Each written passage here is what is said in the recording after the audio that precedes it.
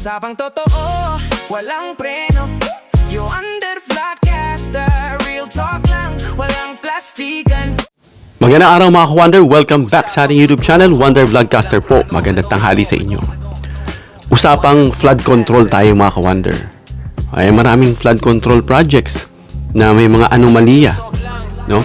Pero ang pag-uusapan natin mga ka-Wonder ay itong matagal na inaantay natin. Actually, lumabas na ito sa bibig ng ibang mga nasa pwesto na nasasabing imbestigahan. Lumabas na rin ito sa bibig ni Sentry. Bagamat si Sentry kasi wala siyang position sa government. Pero I think somehow, no? I don't know, assuming lang to, no? Na siguro tahimik siya na nagpapalakap. But then again, ito na nga yung inaantay natin mga ka-Wonder. Matagal na nating inaantay na sa wakas, pinaimbestigahan na. Papaimbestigahan na to mga ka-Wonder. Kaya medyo ang tunog. Wag na tayong magpaligoy-ligoy. Ito yung investigasyon tungkol dyan sa flood control. Dyan sa baluarte nitong si Polong Duterte. Bago yan mga ka-Wonder, please don't forget to subscribe to our YouTube channel, Wonder Vlogcaster 100%. Libre po ang pag-subscribe. I-click nyo po yung subscribe button, lalabas yung bell icon, piliin nyo po yung all. Marami pong salamat. Yun nga mga ka-Wonder, no? Dito sa isang video na ipapakita ko sa inyo later on, dahil nga sa samut-sari mga reports nung nakaraang pang taon, nung nakaraang mga buwan, nakita natin, akala mo dagat, yang Davao. No? At yung isa nga sa video na pinakita ko sa inyo, naawa ako. No, may mga video na nasa kisame na, sumisiksik na sa kisame, na talagang family niya, binubutas niya na yung bubong kasi aangat na yung tubig. Yung iba, dumalabas na at umaakit na sa mga bakuran ng ibang bahay na matataas. Imagine niyo yun, lalo na kung gabi, na natutulog kayo at umulan, bumagyo, pagbukas ng pinto, pumasok yung mga nagraragasang tubig na ang taas na pala. No? Kaya ang daming mga nasawi, na nasirang ari-arian, nasirang kambuhayan.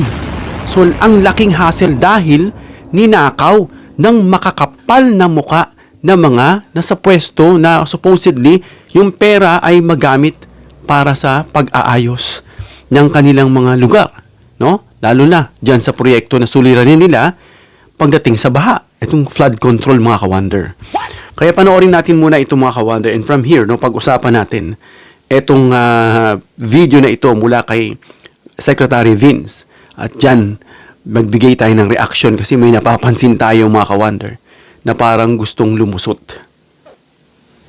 Gustong maimbestigahan ni Public Works Secretary Vince Dizon ang flood control project sa Davao City. Buwelta naman ni Davao City Representative Pulong Duterte, matagal nang may master plan sa proyekto pero tila isinantabi lang daw ng administrasyon. Aniya sa frontline sa balita si Bril Montalvo ng News 5 Mindanao.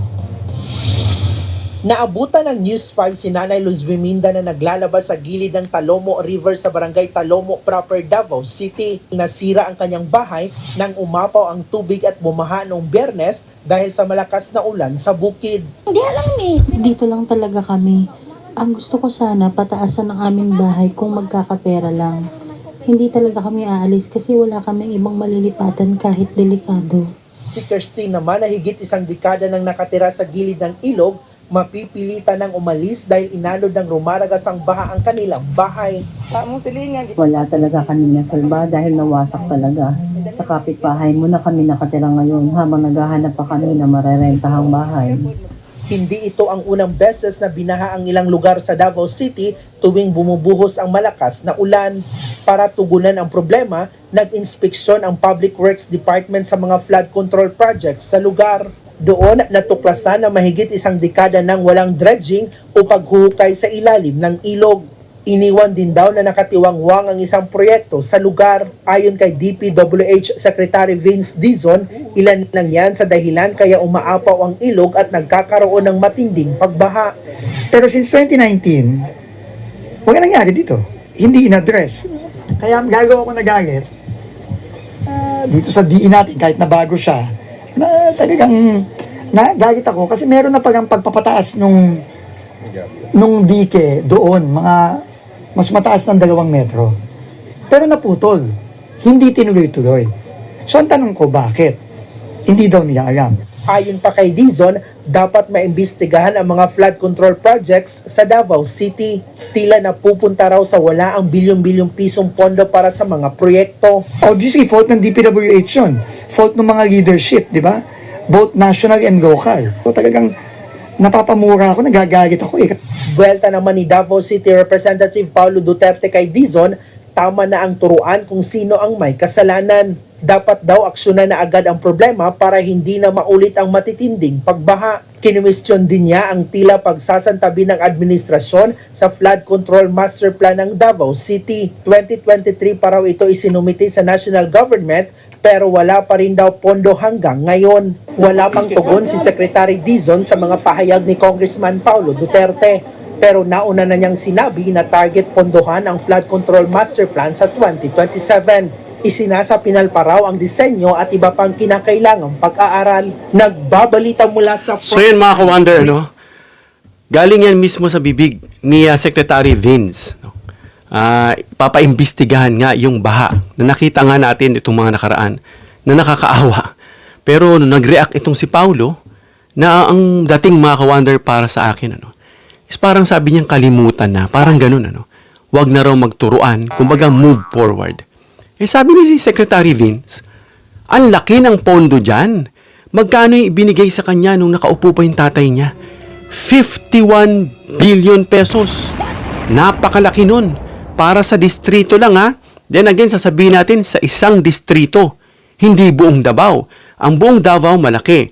Ngayon, may mga cities dyan. No? At yung cities na yan, may mga distrito. Doon lang sa distrito niya.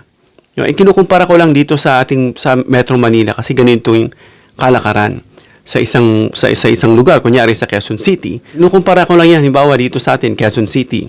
At dito sa Quezon City, may 6 na distrito.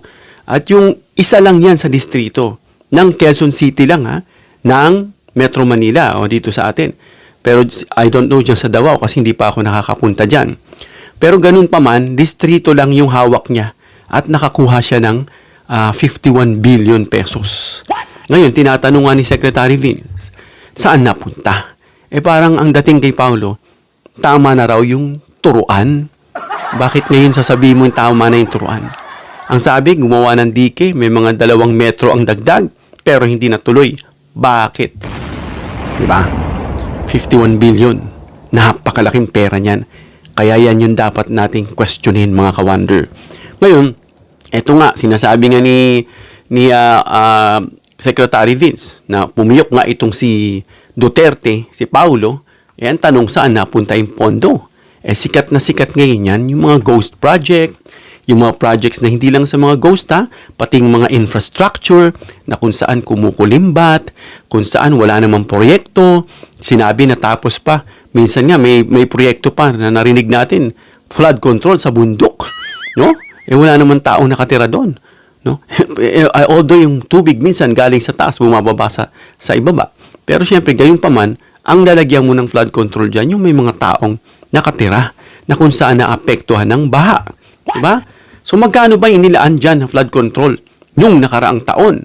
Isa pa, sabi niya, nagbigay na raw siya ng request, no? 2023 pa. Paano bibigyan? Purong-puno nga yan ng questionable. Na mukhang pagbibigyan pa ng pera, baka saan na naman dalhin. Diba? Yun ang tinitingnan natin doon siguro, iniisip ng gobyerno. No? Bibigyan ka na naman ng pera, 51 billion yan at mukhang bahain pa rin ang Davao. Supposedly, sa laki ng pera na yun, resolve ba na yan No? Ilan yung ongoing dyan? Kagaya nitong pinakita ni Secretary Vince. Ilan yung delayed? At yung hindi pa nasisimulan. Hindi pa nasisimulan, mga ka-wonder, Yan tayo nagtataka hindi pa nasisimulan. No? At yung mga malaking budget dyan na patuloy pa rin ang matinding pagbaha. Na nakita nga natin, kawawa itong mga Davao. Iyak na lang sila, punong-puno ng putik yung katawan. Biro mo in the middle of the night, natutulog ka. Pagbukas mo, dahil narinig mo, rumaragasa. Yan, all of a sudden, nakita mo na yung sarili mo, taong putik ka na. Diba? Puro putik na yung katawan mo. No? Kaya ang tanong dyan, hindi ba karapatan ng publiko na malaman, no? Kung sulit ba yung bawat piso na binabayad nilang buwis Tatanungin yan nagbabayad kami ng buwis, nagpapakahirap kami. No, minsan nga, ang kain nila, gusto nila lang kumain sa masarap na kainan. Hindi na lang, kasi pambabayad pa nila ng buwis. Yung isa pang punto mga ka-wonder, itong mga ghost projects na to, na kulang sa implementation. Nakita naman natin, in-expose nga ng Pangulo. Nila Vince Dizon, pinupuntahan yung mga tulay, putol. No, galit na galit siya. Puro murang inaabot ng mga engineers. Putol yung tulay, hindi tapos. Pinuntahan ni PBBM, ang tulay nandun sa kabila. Hindi dumiretso dito sa kabila. Para yung mga residente ron, hindi na iikot ng malayo. Didiretso na lang, doon na kasi yung trabaho nila. Pero hindi tunuloy. Ang tanong na malaki dyan, bakit? Bakit? Malamang, sa alamang, mukhang binulsa na naman ng mga kawatan. Diba?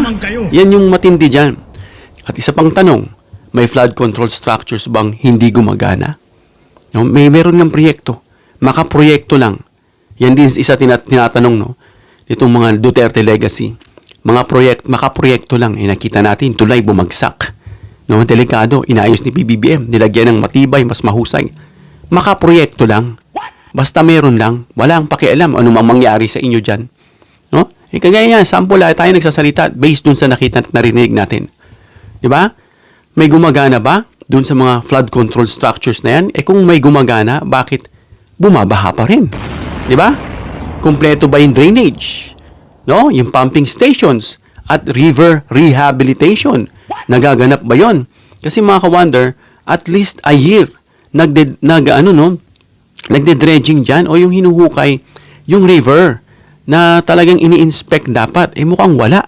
Yun ang sabi ni Secretary Vince. At narinig ko rin sa sinabi ni PBBM na binivisit niya yung mga lugar. Matagal nang walang dredging. Grabe yung pabaya. Kaya sisingin dyan, yung taga dyan sa Davao na namumuno, and then, of course, itong DPWH. Yan ang sabi ni Secretary Vince. Ngayon tanong, kung kumpleto naman yung proyekto, may budget naman. Ang laki-laki pa nga bakit tila parang problema pa rin ito taon-taon? Hindi lang ngayon taon last year pa yan Ngayon taon, kawawa. Taon-taon problema siya mga ka-wonder. Grabe. At ito na, no? Hinahabol na, papaimbestigahan na, no? Yung pananagutan na. Biglang pumiyok na tong si Paulo. Parang sinasabi niya, move on, kalimutan na, wala na raw turuan. At yung sinasabi niya, matagal na raw yung master plan na yan, 2023 pa. Ano yun? Gusto niya kalimutan? Kaya nga pa iimbestigahan Hindi po pwede yun. Ang laki ng pera ng taong bayan. 51 billion. Nasaan napunta? No? Yung sisihan dito, mga ka-wonder, o yung pananagutan, hindi lang si isang opisyal. No? Una, dapat tanungin dyan itong DPWH. Dahil alam natin na ang daming lately anomalya dyan. Si Cabral, biglang nawala na dating DPWH secretary. Sino pa? Yung mga contractors dyan sa lugar na yan na siyang gagawa. No? Yung mga local government. No? Yung project engineers. Kaya nga yung engineers dyan na pag pinapatawag na, no, na dyan lang siguro yan, sa lugar na yan, nakakatikim ng samot-saring mura. Dito kay Secretary Vince Dizon, naririnig ko talaga yun. Puro ka porma Puro ka ganun. Biyay ka Minumura niya talaga mga ka-wonder. No? Grabe, talagang minura. Itong mga commissioning at inspections team, dapat talaga in-inspect yan Chine-check, no, kung nagpa-function pa. Itong mga DK, yung mga flood control structures na ginawa. Ang point kasi mga ka-wonder, no, kung may nagkulang, sino ang dapat managot? Sino ang dapat managot dyan? Dahil kung maayos ang proyekto, dapat may ebidensya. Diba? Ngayon, ang punto pa dyan, itong reaksyon ni Paulo Duterte na sinabi niyang tama na raw yung turuan. Bakit? Kasi narinig na, paiimbestigahan na. Nangangatog na yung tuhod nitong pasiga nating congressman dyan sa Davao. No? Tingnan natin ngayon. Kasi kapag yan nalaman, sunod-sunod na yan. Isi-seize yung properties, isi-sequester, kukunin, i-freeze yung mga account, babawiin yung mga mayaman na yun na unexplained, sunod-sunod na. Kaya sasabihin niya lang, tama na yung turuan. Eto na, tapusin na, gawin na natin. Mukhang hihingi na naman ng pondo. Kasi wala pa raw pondo. Yan yung nangyayari. No, na bakit ka bibigyan kung hindi mo nga na-satisfy, hindi nga ang daming check nga dyan, bakit bahain pa rin? Yun yung tanong. Para saan yung bagong pondo? Di ba? Sabi nga ng mga taong bayan, kikikbakin na naman daw. No? Grabe, itong bansa natin. Kaya tama lang yung panawagan ng Pangulo, ikulong. Pero yun, unfortunately nga, mukhang isa pa lang daw nakukulong sa issue o sa dito sa sinasabing flood control. Ito pa lang daw si Jinggoy. Kasi iba diyan, hindi naman flood control.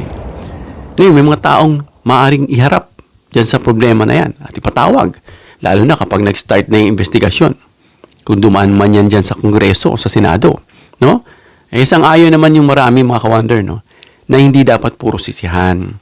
Kasi bakit? Kasisihan, katuturo, tumatagal. May joke nga sila Kasisihan, katuturo, nanununo. kagaya ng isa dyan na katuturo, kasisisi kay Marcos, kay PBBM. Yan tuloy, mukhang manununo na siya. No? Pero gayon pa man, sabihin man natin na hindi bahagi na accountability. Itong pagtukoy kung sino yung nagkulang. Dahil kung wala nga dapat itago, bakit hindi suportahan ng masusing investigasyon? Diba? Yun yung tanong dyan Bakit hindi suportahan yung masusing investigasyon? Hindi ba mas makakabuti kung ilalabas yung lahat ng dokumento para malinaw ang publiko? Malinawan. Nagpakita nga itong si Paulo Duterte, nilabas niya na Pero check muna yan, dokumento na yan, kung saan mo kinuha yan. Pinakita niya na raw para inunahan na raw siya kasi wala raw. Siyempre, inaaral pa yan. Inuunti-unti pa yan. At pag-usapan na rin natin to. Itong transparency. Para kasi mga ka-wonder, dito sa transparency, pinapakita dyan, dapat ipakita yung mga dokumentong kailangan. Kagaya nitong project cost. Magkano yung project dito? Sa ginastos mo rito, i-estimate niya ng engineer na hindi niya afilyado. I-estimate, hindi, mga ganito lang yan. Simbaw, sinabi niya, 500,000 yan. In-estimate ng engineer. Wala, mga 100,000 lang yan. Tapos hindi pa tapos. Diba? Yung contractors, yung timelines ng trabaho na dapat tapos na. Dahil yung pera, syempre, nasasayang din. No? Yung mga trabahador dyan, binabayaran din. Yung inspection, magre-report dyan. Ito na yung nangyari, ito na yung progress. Yung completion reports, minsan nga tapos na, nakalagay na ron sa board, no? Tinapos na yung project, nag-start daw ng ganitong taon. Tinapos na, pagtingin mo, sabi ni PBBM, isang damo, walang binunot Diba? At ito pa yung audit findings. Kaya maraming ebidensya, documents, para suportahan mo na yung proyekto mo is maayos, meron. Maayos tinapos, at kung meron. Diba? Kaya ang tanong, kung maayos ang proyekto, bakit hindi gawing bukas ang lahat ng records? Pakita. Ayan, naglabas na si Pulong, check nyo ngayon yung records. Kung yan ay nagtutugma at puntahan nyo yung project, kung natapos, diba? 51 billion ang laki nun diba? 51 billion. Kaya mga ka-wonder, ang tanong ang tunay na biktima rito, sino ba? Tuturuan sila, akala nila as if sila yung biktima. Diba? Ang tunay na biktima rito, sino? Yung mga residenteng binabaha. Diba? Yung mga negosyong nalulugi na sinabi nga natin na pinaghirapan nila bilang source ng income, no? At pambayad na rin ng buwis nila. Anong nangyari pag binabaha? Lugi. O yung mga estudyanteng hindi makapasok sa school. May mga meme pa nga sila dyan no? Na pumapasok. Tubig ka lang. Shokoy kami. Kung ano na lang meme na tumatawag sa telephone booth. Sir, hindi po ako makakapasok. Ang taas po ng baha sa amin. Hanggang liig na. Hindi. Kaya man. Hanggang liig na. At marami ring nasawi. Mga pamilyang nalagay sa panganib. Matatawaran nyo ba yon dahil sa mga pangungulimbat nila? Kaya talagang dapat magalit. Itong si Secretary Vince. At ganun din, lalo na yung mga nakaupo dyan. Kaya kung kayo, nakita nyo na yung ginagawa ng mga inaasahan nyo, pero binibida nyo pa rin, pinagmamalaki nyo pa rin, may tawag na talaga sa inyo. Diba? Kaya ang punto dyan mga ka-wonder, kasi hindi ito isang simpleng issue lang Hindi ito isyong politika dahil Duterte ka, Marcos ka. Wala yan dun Ang tinitingnan kasi dito yung mga residente dyan na apektuhan. No? Itong issue ng kaligtasan. No? At paggamit ng pera ng kaninong pera? Ng taong bayan. Hindi yan sa kanila. Dumaan lang yan sa kanila kasi nilagay sila sa posisyon para mga siwa at ayusin. Kaya ang mga tanong mga ka-wonder dito, ano naging resulta nitong sinasabing bilyones na mga flood control project? So to be exact, yung laging sumakamakalat na exact figure, 51 billion pesos nasaan na? Nasaan ang konkretong ebidensya na naging effective ito? Bakit binabaha pa? Kung effective, kung makalabas ng dokumento, kala mo effective. Di ba? Siguro nagpapanik na, kaya labas-labas na ng dokumento ko, no? Ang tinitignan dyan, kung maayos yung proyekto mo. Natapos ba? O minsan, mayroon ba talaga? Yun yung mga tinatanong dyan. Ba? May independent audit pa, hindi yung mag-audit yung sa'yo dyan. Pa-audit mo yan independently, no? Sa mga natapos na proyekto. No? Sino yung nag-inspect dito bago i-declarang completed yan? Unfortunately, may mga sinabing tapos na. Ang kapal na muka. Natapos na raw, nakalagay doon. Tawa ng tawa si PBBM. Ang tigas ng mukha nitong mga Pinoy na mandarambong na nandiyan dyan sa pwesto. Grabe. At isa pa, ano yung plano para hindi maulit itong parehong problema na mukhang hindi effective? Sabi nga ni Secretary Vince, nakita niya, may nadagdag naman daw. 2 metro, pero bakit hindi tinuloy-tuloy?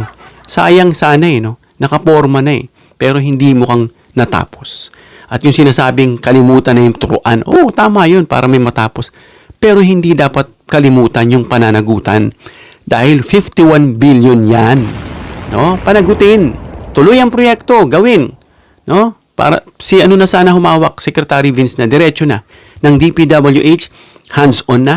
Huwag na idaan kung kani-kanino para totoong matapos. At kung may accountability, wala nang turuan. Kung si Secretary Vince mismo nakatutok dyan, di dapat talaga nang siya yung sisisihin kung may aberya. Pero lahat nga na nangyari, naayos kagaya dyan sa Santa Mesa. No, yun yung mangyari. Huwag kalimutan, huwag gamitin yung huwag na magturuan. Sayang yung 51 billion pera ng taong bayan. Pag may pananagutan, dapat harapin at parusahan. Hanggang dito lang tayo mga ka-wonder. Comment down below your opinion para mabasa at mareaksyonan. Please give it a thumbs up if you like this video para ma-share ni YouTube sa iba pang viewers. And please share this video para malaman na umpisahan ng investigahan itong flood control dyan sa Davao, wherein itong si Paulo Duterte ay pumiyok at huwag na raw magturuan.